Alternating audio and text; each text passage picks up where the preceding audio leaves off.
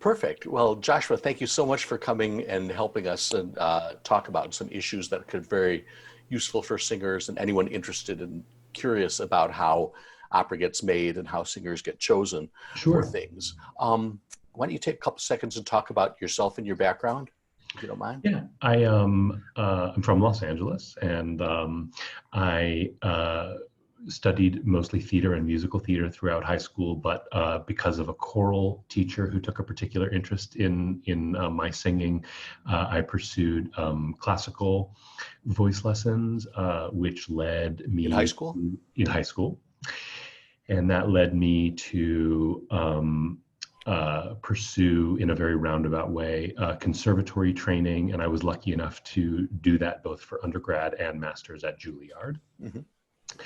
And then after getting those two degrees in New York City, I was accepted into the Young Artist program at Houston Grand Opera, where I spent 3 years.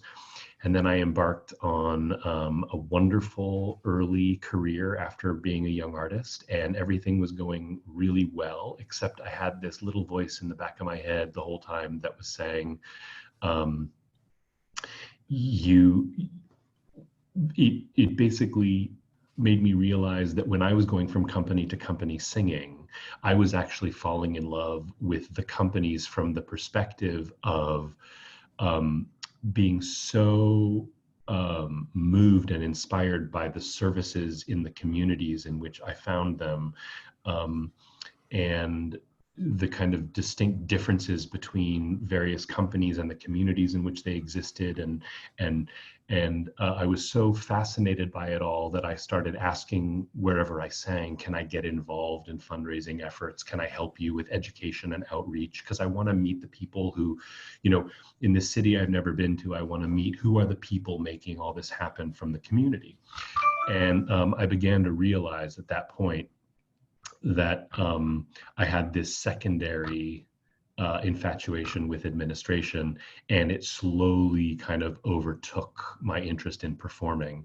And when I realized that I was kind of unable to juggle both of them at the same time, I quit my singing gigs in favor of staying in administration.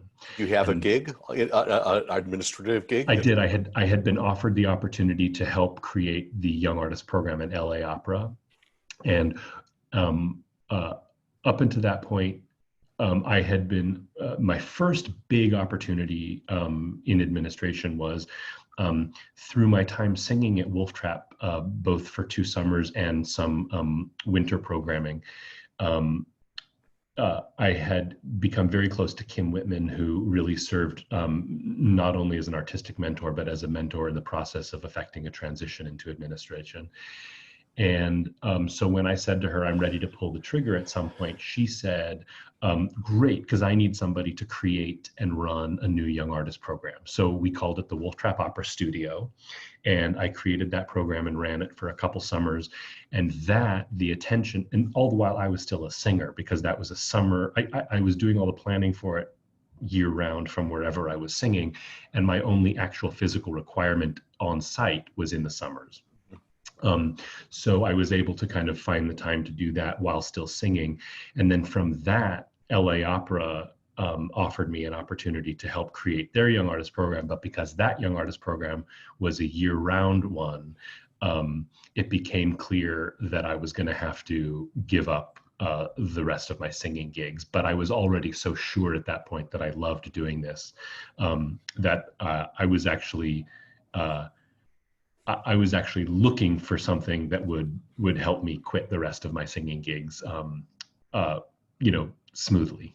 Mm-hmm. And do you have any regrets? No, I mean, it's funny. The regrets that I have are all exclusively in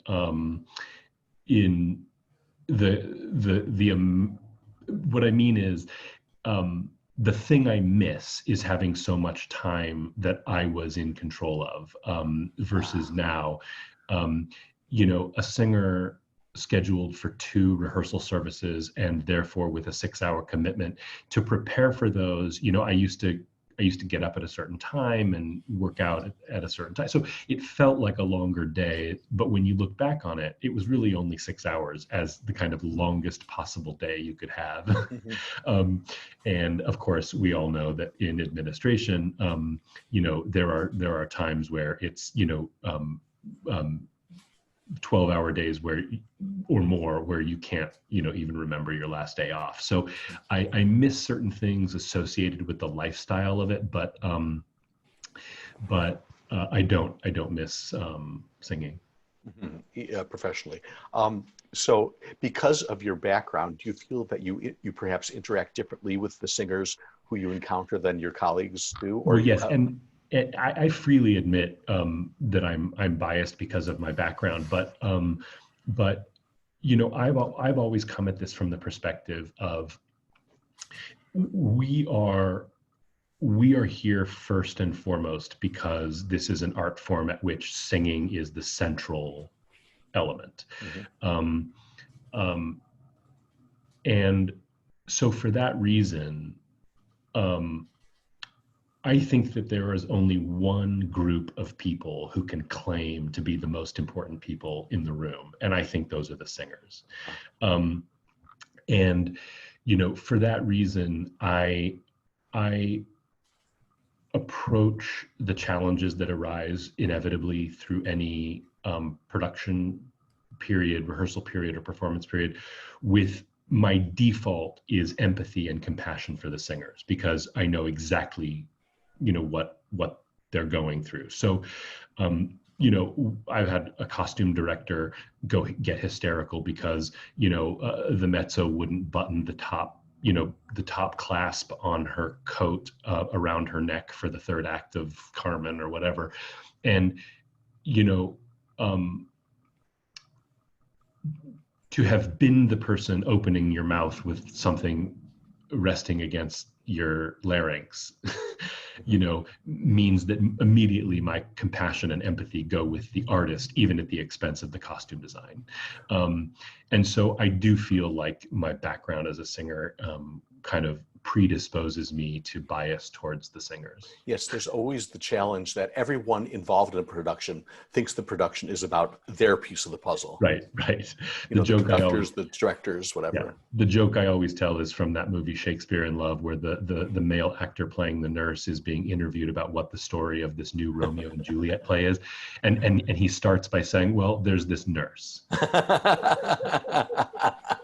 Exactly. Yeah, So that leads me to actually to the topic at hand, which is you're in a unique position, having been a singer, and also more than anyone I know, you have different experiences judging all sorts of auditions, everything from general informational auditions to competitions to training program, young artist programs, and to casting operas. yeah. Now, in these 4 categories, is there anything that's in common to all of them that you look for? Yeah, I mean, look, I think the one thing that's in common, because you have to adjust what you're looking for a lot between those groups. Um, uh, but the one thing that they all have in common, from an audition perspective, and at a certain point, singers don't really even need to formally audition anymore. But they are still auditioning in a way, which is that they're responsible for performing at a high level, so that when you hear them, you still want them for the next job, that kind of thing. Yes. But the one thing that all of them have in common is um, that.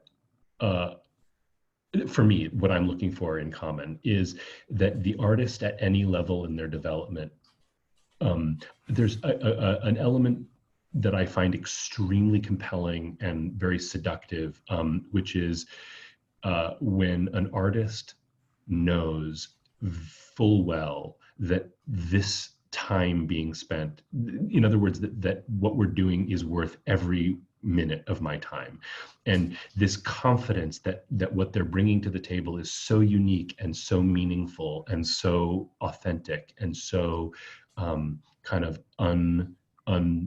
as yet unseen, that that it is, you know, that them holding me by the lapels and forcing me to be there is kind of, you know, central. And I always tell young singers, I know that it feels really arrogant to say that with, you know, so many historic singers having recorded so many different versions of the same single selection, what could a 26-year-old or 18-year-old or 35, what could I possibly bring to the table better than all these people who are so legendary and storied? But the truth is, there is something so compelling about the artist who feels like they are up there delivering something that you've never seen before, that, you know, even if it's from somebody with no experience at all, I find that I find that something I'm really looking for in It's all of them. palpable. Yeah, and I'm really actively looking for it. Like the minute an artist apologizes for kind of taking up too much of my time and wasting it with this, you know, there is something about the performance or the audition that feels a little bit manufactured and derivative and kind of copying of something else. But as long as everybody stands up and every single time holds themselves responsible for feeling very deeply connected to the material and remembering that we are all there hoping this goes really, really, really well, that when all artists of all categories are able to kind of remember that power that they have in that moment, I find that very compelling. That they accept the power and take it. And that they know it's worth every minute of our time. Oh, that's You really know, great. I love that. That's wonderful.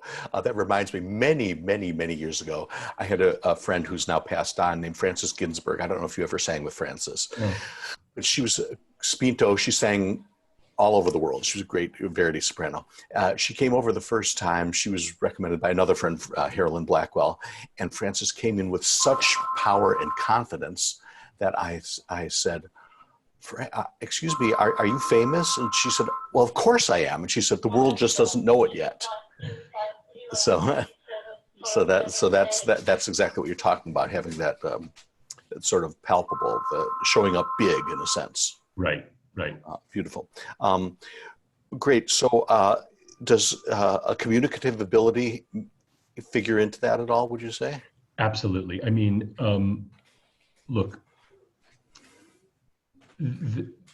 here's something else that I think is really important, which is we all know that we're not going to feel very, very deeply and love every single opportunity we have to perform. That there are going to be times when there's something external in our lives, you know, preoccupying us. There's going to be times when we don't like this piece very much. There's going to, you know, so on top of what I said before about feeling very deeply connected to something, and knowing that as an artist, you are bringing something unique to the material and that it's worth our time to be there to observe it.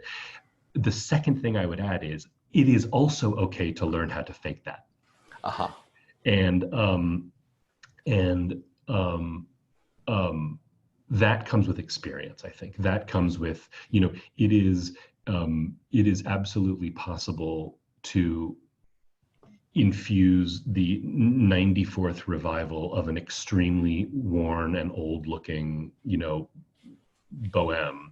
It is possible to bring to it an energy that makes it feel like this might be the first time most of the audience ever really heard how this piece goes, you know? And so that's kind of the performer's responsibility, and expressivity is central to that. So yes, I mean, feeling that, you know, you are bringing some, remembering that the only reason we spent all those hours and all that money learning how to sing and do scales and make pretty tones, that the only reason we did all those things is so that when the time came to it, that those were vehicles upon which we could express something. I see. So if, as you say, that you're faking it because you're having a bad day, whatever, do you think it's important to communicate a feeling, a sense of vulnerability as well? That's a little hard on top of that, because we don't want to see something varnished. Yes, I think um, if you're talking about like dramatic vulnerability, like an openness as an actor, Mhm. I think okay. But if you're talking about vulnerability, like because of my bad day, you can hear the No, holes in my technique, then no. then no. I think the biggest turn off is a sense of neediness that's projected. Yes, that's Uh, absolutely true. Yeah, yeah. okay, I'm totally with you on all of this. So, in do you think these things rate higher for you than either a beautiful voice or a good technique, or does it all No, factor in? I mean, when I think that, well, first of all, I would say that there's a lot of room in this industry for voices that are not beautiful. Um, there are people who have had enormous careers with instruments that I think you would have a hard time describing as beautiful. Of course. Um, um, but I love a good, beautiful voice, Uh-huh. But I think in the right context, uh, I think there are, most notably, and I don't mean all of them, but I think that especially within more characterful um, voice types, you would see, a lot of people that traffic in roles like, some of the Janacek tenor stuff or the Wagner Spiel tenor stuff. I think you would sometimes have a hard time saying that those voices were always beautiful, but that they're extremely effective in what they Mhm. present.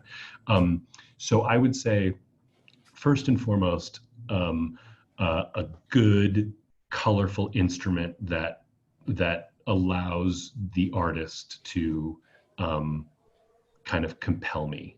Mhm. Communicate a character. Yeah, yeah, yeah. I mean, Richard Beto taught me. I studied with him at Houston Grand Opera, and he taught me something really wonderful, which was I mentioned something like it earlier when I said that the reason we learn all that technical stuff is so that we have a nice, strong vehicle upon which the actual artistry can be driven. Um, Richard kind of said something to me that I love a lot, which was like, um, he said that the acting is the singing, and that the diction is the singing, and that it's not, and that he would say it in such a way that kind of made me realize um, it's hard to kind of compartmentalize. It's hard to say like, okay, now I'm going to sing really well, and I'm going to try to also remember to use my words and be expressive and have good diction really well, and then I'm also going to try to act really well. And what he taught me is that they're all kind of the same thing, and they all start with the singing. Does that make any sense? Totally, it makes perfect sense. So that all it's one fused whole. Yeah, It's yeah, great. Um, so that's great. So I'd like to talk about what you look for differently when you're judging competitions, for example, and young artist programs than when you're doing casting for a particular role. yeah. I think so when it comes to judging certain competitions, notably, I'm thinking, for example, the Sarah Tucker Grant, which is the entry level award offered by the Richard Tucker Music Foundation, or certainly at the district and regional levels of the Met competition. There's a lot of opportunity within certain competitions like that to award potential. The Met has encouragement prizes, for example. Then, as I said, the Richard Tucker has the Sarah Tucker, which is all about, the criteria of those awards are potential. Mhm. And so, It's a younger age bracket, at least for the yeah, Sarah Tucker. yeah, and or it's somebody whose particular history did not afford them up until a slightly later date the kinds of opportunities that some people can have at 18, 19 years old. For whatever reason, yours didn't allow you to have to 26, 28, 30, and that's fine. So if you fit the criteria of a particular level in which potential is the name of the game, then it's a kind of different thing that you're looking for than um, when you're looking for, like, somebody to appear on the stage in the Met finals, or receive one of the, at the Londons or, the other competitions like that. So the first thing is that I like to do judging a competition is to kind of really get my mind in what the criteria is, what we're there to accomplish. Because if the exposure and the result of the competition is high level enough, or if the organization has specified that the criteria is very much specifically about accomplishment and skill and polish, stage ready. Yeah, then in those instances, extreme potential might be overlooked in place of accomplishment and skill. Yeah. But there are other places in which potential might trump skill and accomplishment. If somebody comes up and just has this most unbelievable voice and you need to encourage them to stay with it because it's just too special of an instrument, there's plenty of room to award somebody in that instance at a higher level even than somebody who has accomplished a great deal with less raw material of special value. So age factors into it at that point, yes? Yes, although I'm very lenient about age because I think that I've met so many people who, for whatever personal reasons, family reasons, or financial need, or whatever, had to,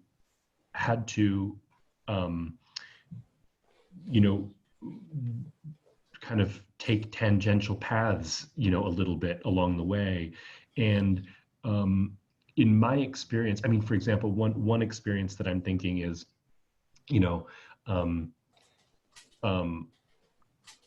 we had, I'm trying to think, I don't remember how old he was, but incredible tenor Joshua Guerrero, who came into our young artist program.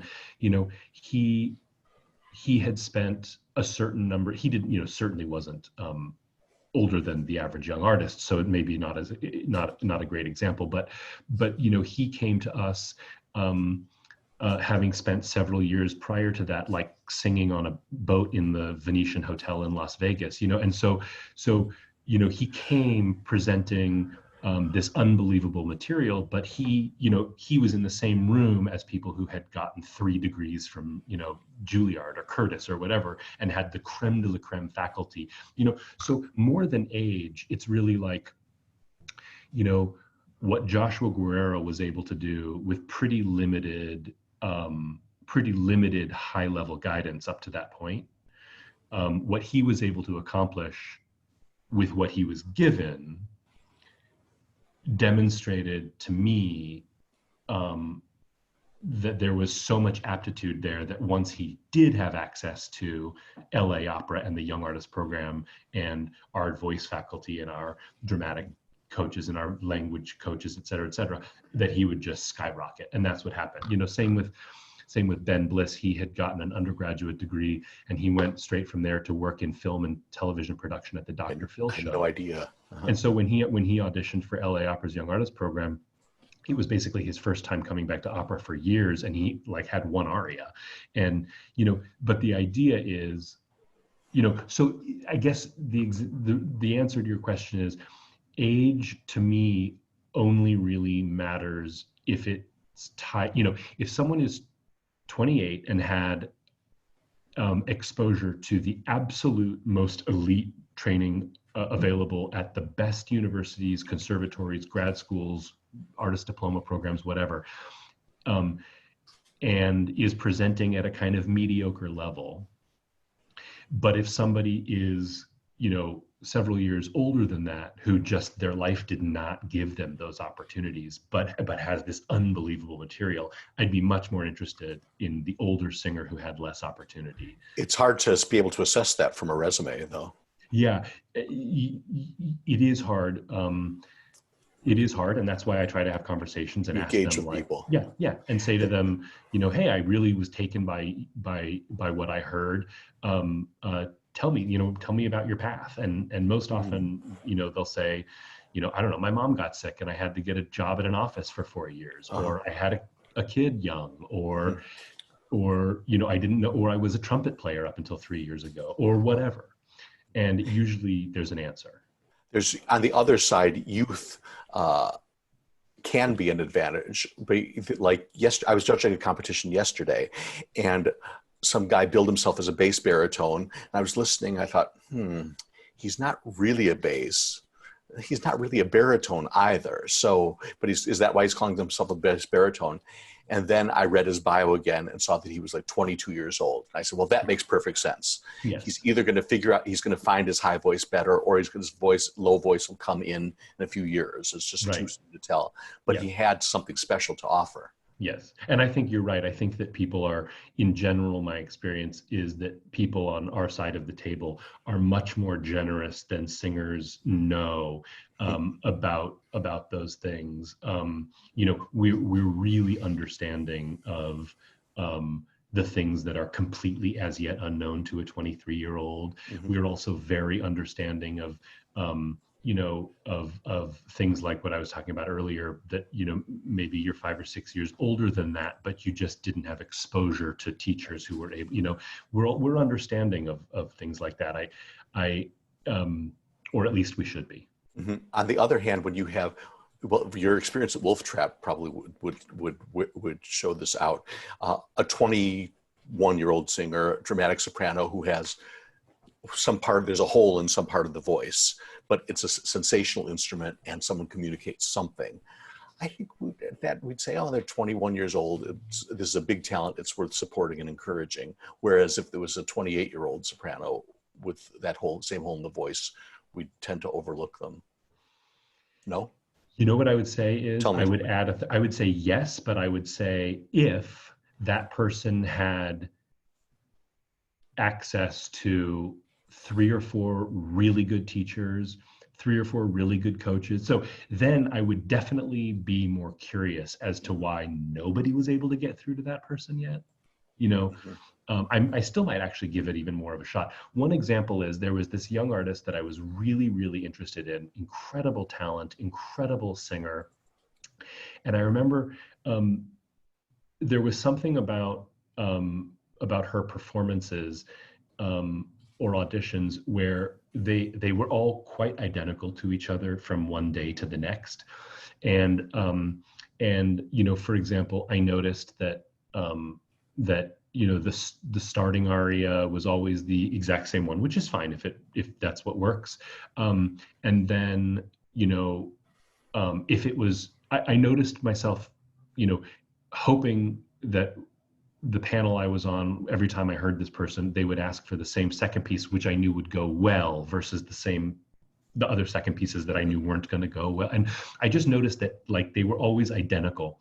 And so at one point I said, I'd be very curious. Oh, and one other thing is I also noticed that the choreography and the staging of during it was identical. And so I remember saying, I'm just curious, like, I'm not a coach, I'm not a teacher, I'm not, you know, any of these things, but I would really love to hear you do this one aria that I've heard you sing now 6 or 7 times over the last couple of years. I'd really be interested in hearing you. You always stand there with your, you know, right hand up kind of in a flare. I'd be really curious. Could you just do that with your left hand instead?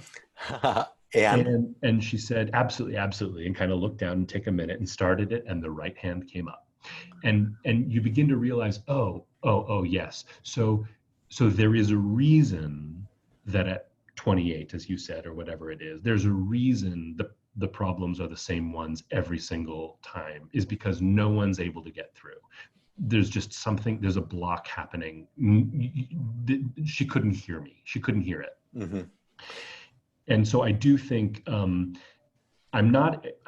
definitely am not concerned about a 28-year-old or 30-year-old with a hole in the voice, unless there is evidence that they've had every opportunity at every elite possible opportunity over the last 6 years to fix it and just couldn't.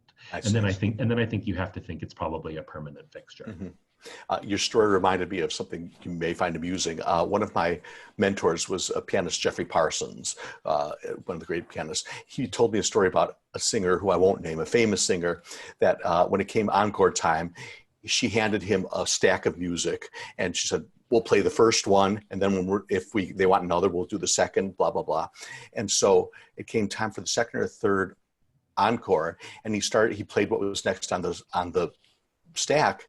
And she stopped him and she said, wait, the next one is supposed to be this. And he said, well, doesn't matter. Can't we just do this? And she said, I don't know them in that order.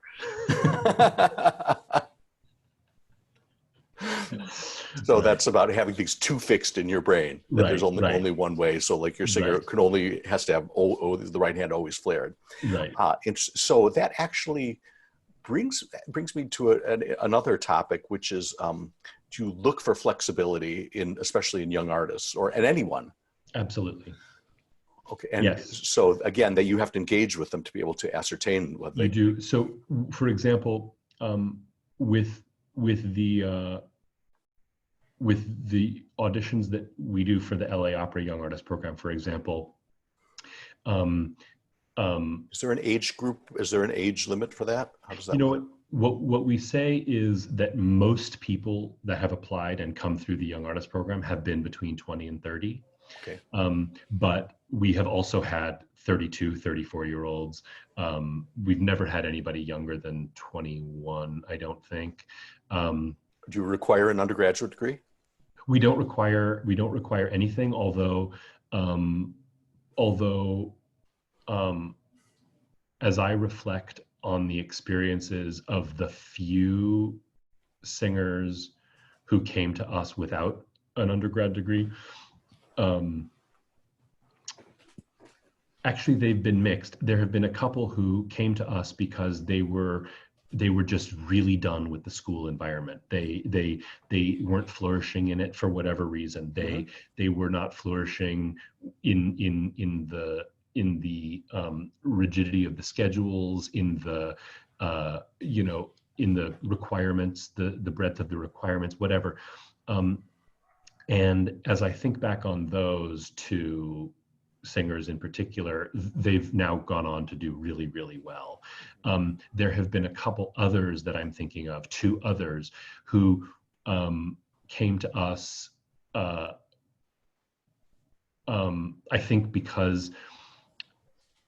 I think that they were just enticed into maybe an opportunity to start making a little bit of money sooner than and maybe stopping paying tuition, which I totally You get. understand. Yeah.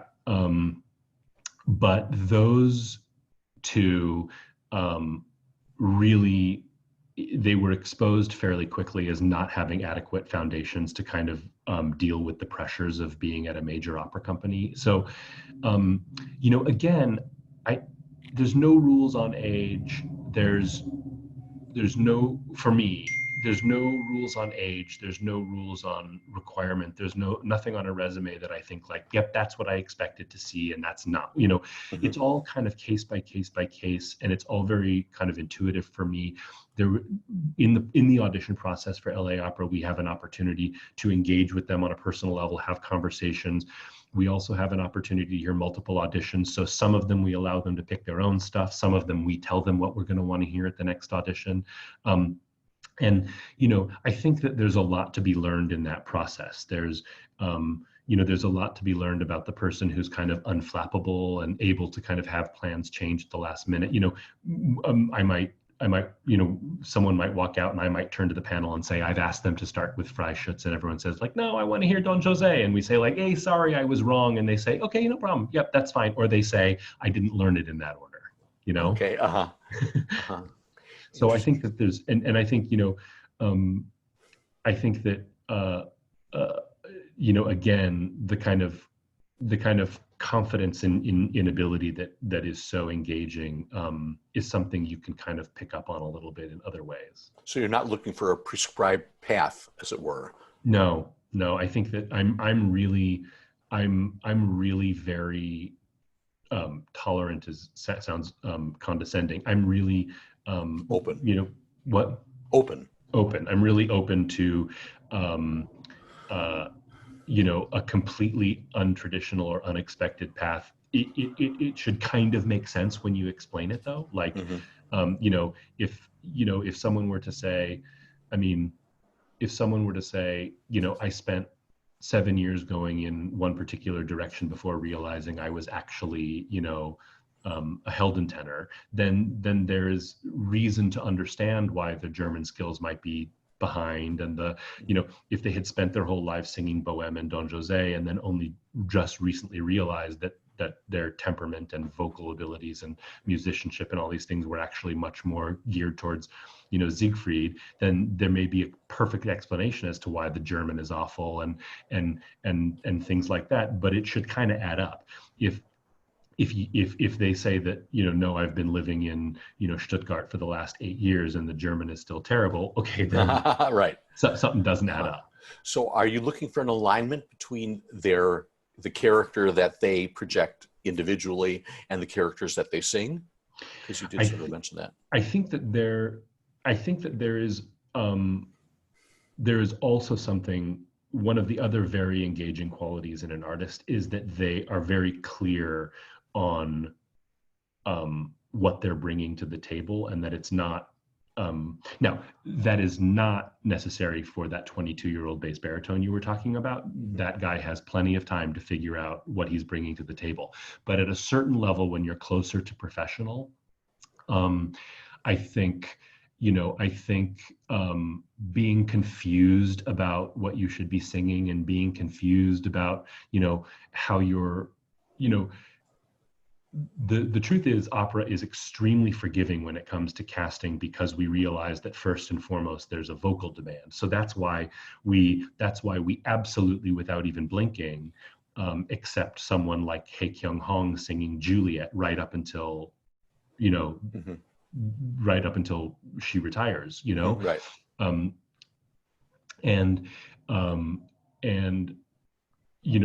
Because we realize first and foremost the requirement is that it's sung exquisitely, and she sings exquisitely still. And she can embody the character. Absolutely. And so, that would never happen in Hollywood, right? We would never go to see an adapted movie of Romeo and Juliet with a 50-year-old woman as Juliet. So we're much more, I think, forgiving than other certainly ballet. It's like, my husband is a dancer, and at 35 he was like the old guy,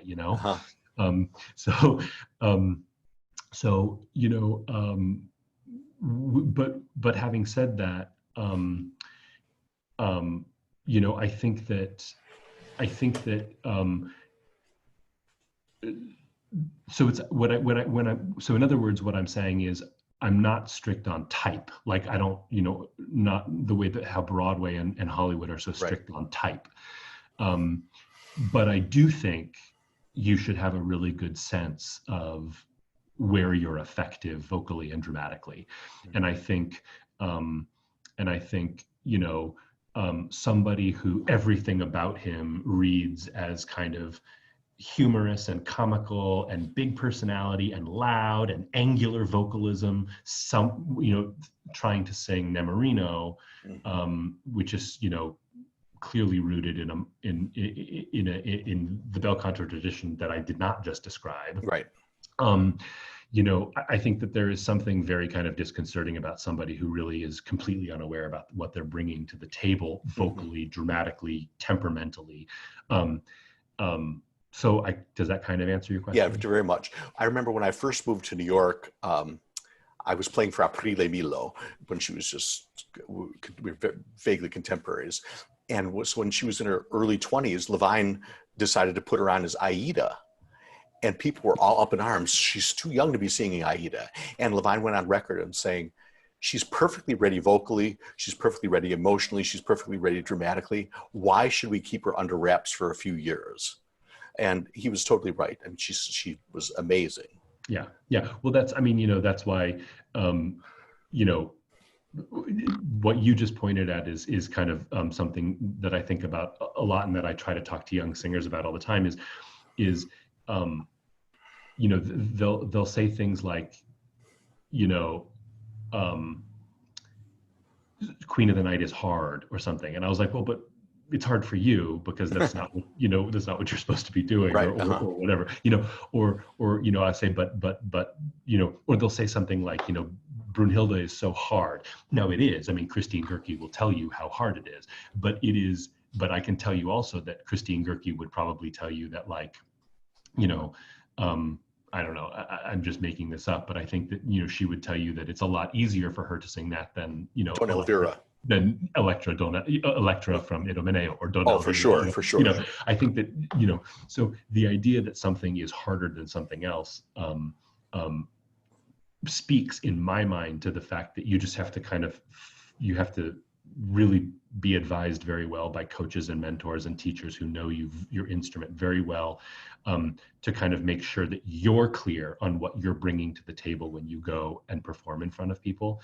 And when you're clear about that, like when you know exactly what you're bringing, you know exactly what you sing well, you know exactly how you're reading to people, the kind of energy you bring forth, the kind of characters that resonate and speak to you and mean something to you. And when those things align, it's very powerful and very effective. When they are at crossroads, it makes the audience very uncomfortable.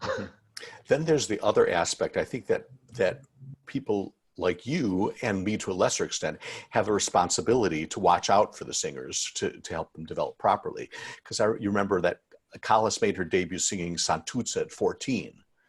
And she sounded fabulous singing Santuzza at 14. But she was the first one to say that the slow wobble she developed later on was because she shouldn't have been singing Santuzza at 14.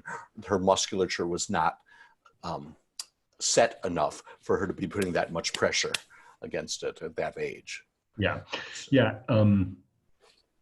Although, I mean, she sang really, really, really, really well with no wobble for many, many years. Many years, exactly. So, there's no way of knowing what the cause and effect of any of this, but that's what she said. When you're casting for roles, on main stage roles, do the priorities shift somehow? Yeah, I mean, I'm definitely looking for somebody that I think would captivate an audience member the way that I'm looking to be captivated. And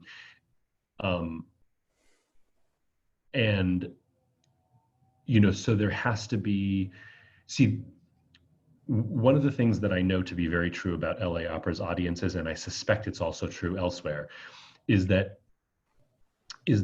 LA Opera audiences are really, really in tune with when something is good or not, even if they aren't necessarily able to define it based on like a historical knowledge of the art form. So, for example, that means that, somebody who comes to something without necessarily knowing that, Zemlinsky's career was derailed by the Nazis, and that this is important because, someone who just kind of comes because like that night they were brought to,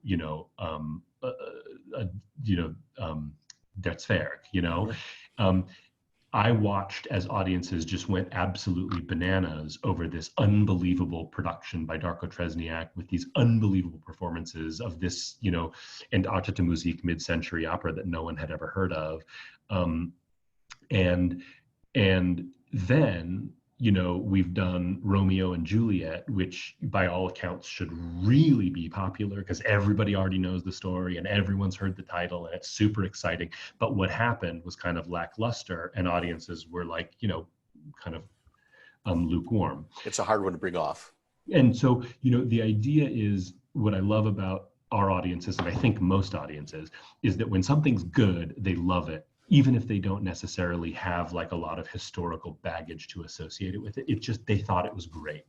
And I love that. And the responsibility that we have in making sure that something is always good is, part of that responsibility is casting. Part of it is also to make sure that the production is theatrically compelling and that, the orchestra plays incredibly well. I mean, there's a lot of things that go Storytelling is good. But the part of it that it kind of starts and stops with is the casting. Another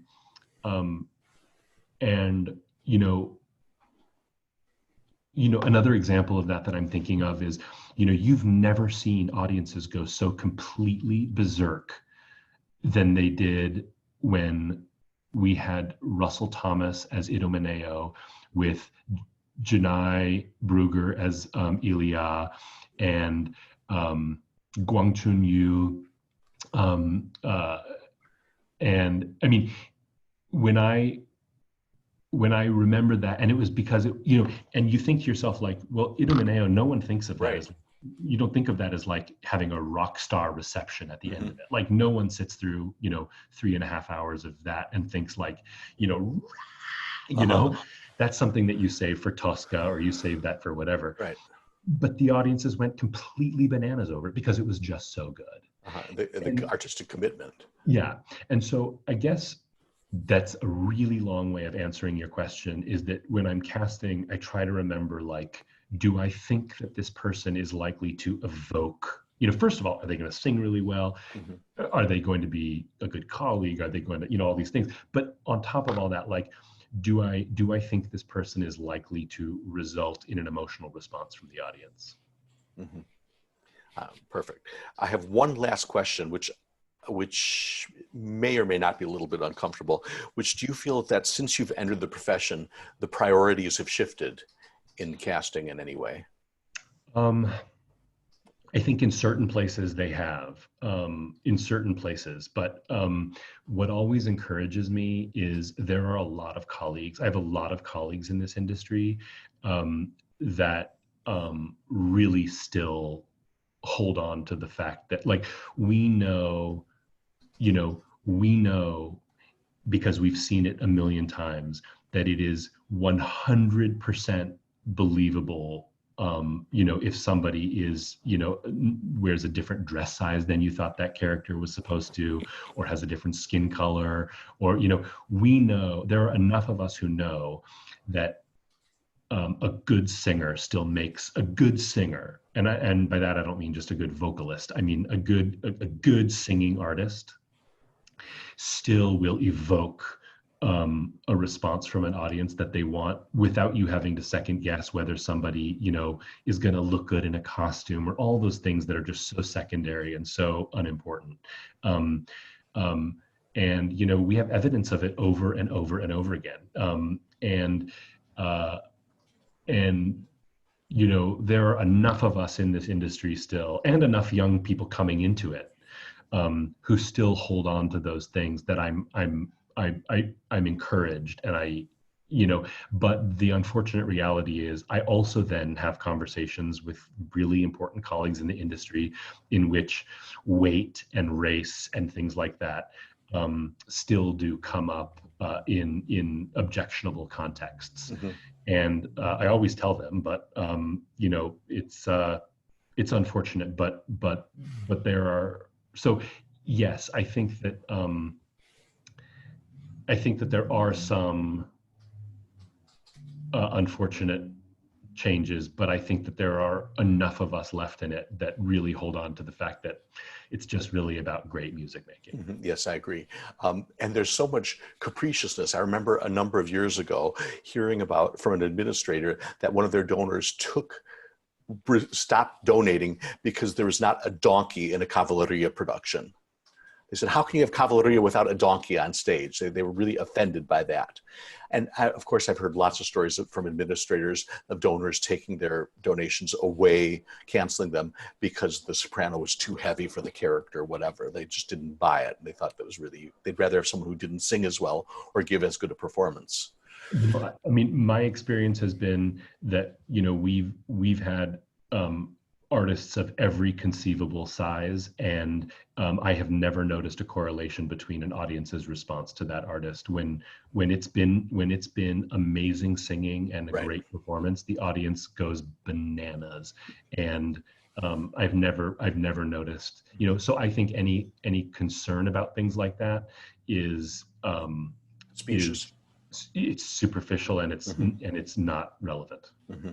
I totally agree with you. I hope that other people will feel that way too. But audiences, they're looking for artistry, they're looking for communication, and if they get that, then they're thrilled, and that's how we keep the industry Absolutely. moving. Absolutely. So, how do you have any predictions about how COVID is going to change Gosh, this, or I mean, are you doing live auditions now? you know what? We're not. We're not yet. You know, Um, look, it would be ridiculous to pretend that this is anything other than a complete, disaster, obviously. Right. Um, um, there are a few things that, when forced to find silver lining, I'm able to look around and see so much innovation in terms of, for example, at LA Opera, we started a program called LAO at Home, which we had always been talking about how the digital media could apply to something that is so squarely analog,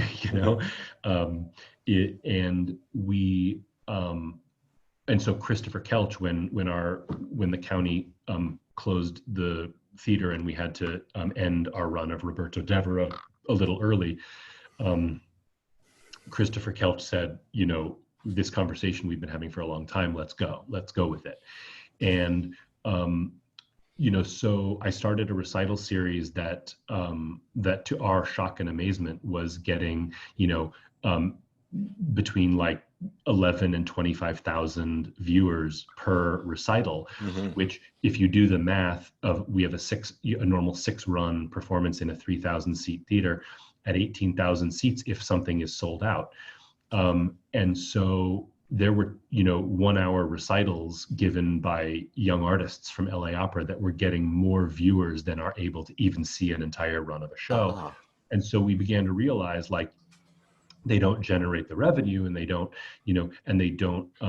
come with the same kind of quality of live experience, obviously, but they do still enable lots of people to come together for a live virtual event, and to congregate in a chat room to enjoy music. So nothing takes the place of what we hope to get back to. But I have noticed, so another thing is, Christopher Kelch at LA Opera announced a new initiative called Digital Shorts, which is going to be new music commissions, where composers pair themselves up with visual artists to create video installations of new commissioned opera. Like basically like an opera music video with an animator or a filmmaker or a dancer. So the silver lining, which is really, it's an exaggeration to call it that, has been all of the innovation that has come up in only the last 5 months even, within the industry. And I hope that some of that stays, but of course, I really hope that things open up back soon. Do you think that this video takes a different skill set of the singers than live performance? Yes. I mean, I think look, as you know, with some of the kind of more experimental projects that you put together, that there are some artists more perfectly suited for, a non-traditional setting. There are some people who have a particular affinity for extremely early or extremely late music. There are certain artists who, while the vocal material may not be terribly compelling, the dramatic potential, the dramatic capacity is so enormous that there's always room to find a role where it's, just maybe slightly less about vocal. So there have been singers who, there have always been singers who have really been specialists in certain things. And I think this is just going to give singers one more place to be a specialist in. I mean, I think there are going to be singers who just are able to kind of, and it could be something even as simple as like the way you've learned to produce it. We've all seen one of the HD productions from an opera house where, the vocal mechanism a singer uses, makes it really uncomfortable with the camera right in their face. Right. And then there are other artists who are able to sing at these enormous volumes with a very, very relaxed countenance that lends itself better to having a camera right up in your face. So I think that, so I think that it could, it could just be one more area in which you're going to say like, oh, that person is known to be really, really good at it, close-up camera. Even when you were starting your career, many directors were already looking for television acting versus big theater semaphore acting. Right. Absolutely. And, you know, I mean, I was a young artist at Houston Grand Opera, which was a total pioneer because they had this thing called Opera Vision for years and years, which basically was a fully directed, like 5-camera setup. So that anybody in any of the balcony levels could choose between watching the stage or watching the screens. I remember being, you know, 25 years old as a young artist and knowing like, oh, I'm on camera now, so I gotta kind of relax my face or whatever, you know.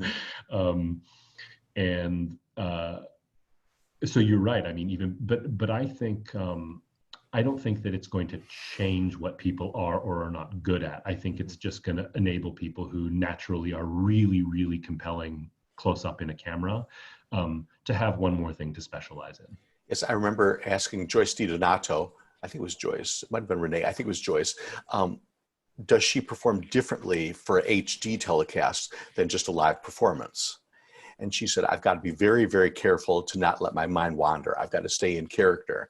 She said, without a camera in front of me, I can sort of I can think what am I going to have for dinner that night. She said, but if there's a camera on me, it can see that my concentration is gone. You've gone blank. Exactly. Right.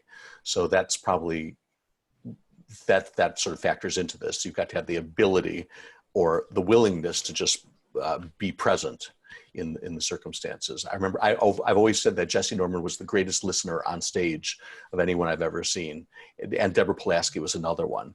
They were wonderful singers, but their listening took them on to another level. Wow. That they were so engaged. That's something that we can't watch out for. Well, thank you so much. This has been incredibly useful and inspiring even. So thank you so much. And I'm glad. My pleasure. Anytime. Thank you. Stay healthy. I appreciate it. Have a great evening. Bye-bye.